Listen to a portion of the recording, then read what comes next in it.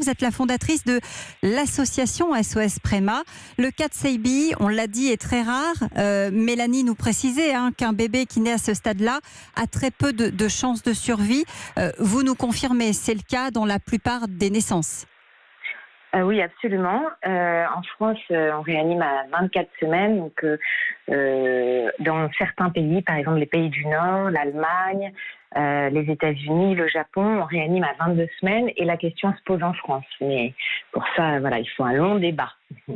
Il faut savoir qu'il y a, et Mélanie le précisait aussi, des conséquences qui peuvent apparaître dès la naissance, la respiration, mais aussi la nourriture par sonde, parce qu'il n'y a pas à ce moment-là pour le nourrisson de réflexe de succion. Oui, alors ces enfants survivent parce qu'il y a toute la prouesse technique tout autour. Mais ce qui est important, c'est que ça ne suffit pas. C'est-à-dire, il y a des parents, il y a des êtres humains derrière le bébé, les parents, la fratrie. Donc, en fait, c'est ce qui est important. Et d'après les dernières études, c'est vraiment d'intégrer la famille, l'entourage dans les soins. Il faut que cet enfant, il n'y a pas que la technique en fait qui marche. C'est pour ça que si on réanime plus tôt en France, il va falloir qu'il y ait un vrai débat éthique et une vraie mise en place d'une stratégie de santé un peu différente. Vous souhaitez, vous, aujourd'hui, Charlotte Bouvard, que ce débat ait lieu, qu'il soit posé. Vous avez, je crois, pris rendez-vous à l'Élysée. En tout cas, vous souhaitez rencontrer Emmanuel Macron pour lui faire part du cas de ces très grands prématurés? Alors ça y est, excusez-moi, j'ai un chat dans la gorge, excusez-moi, on est en direct. Ce sont des choses qui arrivent, on est en direct, ça fait partie de la vie. Je suis désolée. Oui, donc ça y est, on travaille beaucoup avec le gouvernement, avec le ministère de la Santé, avec le secrétaire d'État à la protection de l'enfance, avec Matignon, là bientôt la semaine prochaine avec l'Élysée, parce que on va dire qu'enfin, le sujet est posé. L'association, je l'ai créée il y a 15 ans.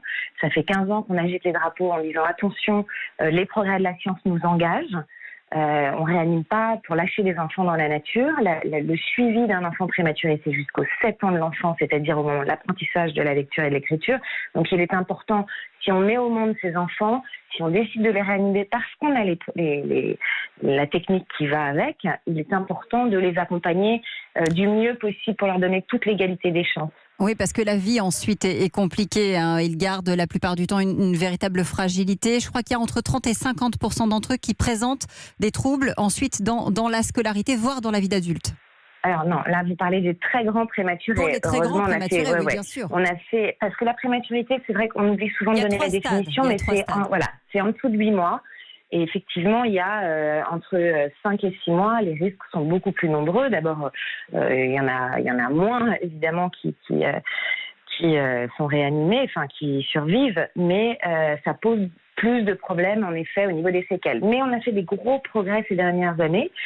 En termes de technique, maintenant, il faut avancer sur les autres aspects, c'est-à-dire il faut que la prématurité, vous parliez de chiffres, 165 par jour, c'est 60 000 naissances par an, c'est énorme. Ouais. Avec les grossesses multiples, c'est à peu près 50 000 foyers, 100 000 pères et mères.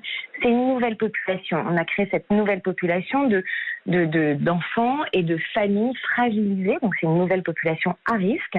Il est important de mettre des dispositifs particuliers en adéquation avec cette population à risque et ses besoins spécifiques.